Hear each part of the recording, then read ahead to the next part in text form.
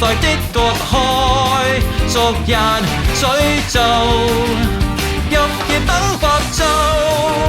剩下傷痕開始結焦那空途。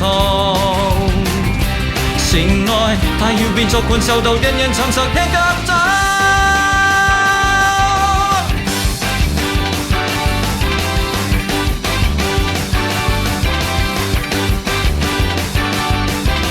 天黑黑，聽朝世界到處也哭了，無盡處充斥了太多紛擾，人類這麼渺小。這一刻身邊看到振翅那飛鳥，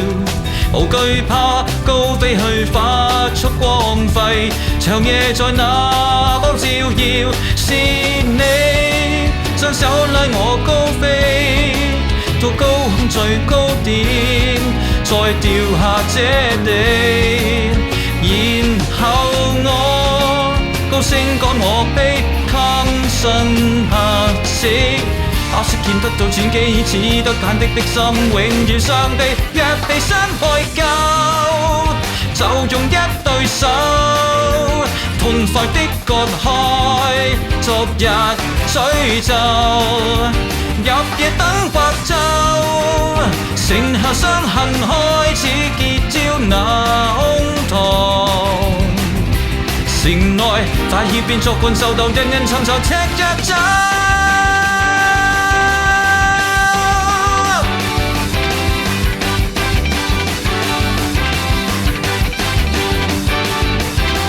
這一刻揮手再見振翅那飛鳥，離別了，只得我在等天曉，明白自己多渺小。不奢想伸開兩臂會振翅飛去，唯獨我血脈如像不死了，曾受着猛火燒焦，但我早經等了多久，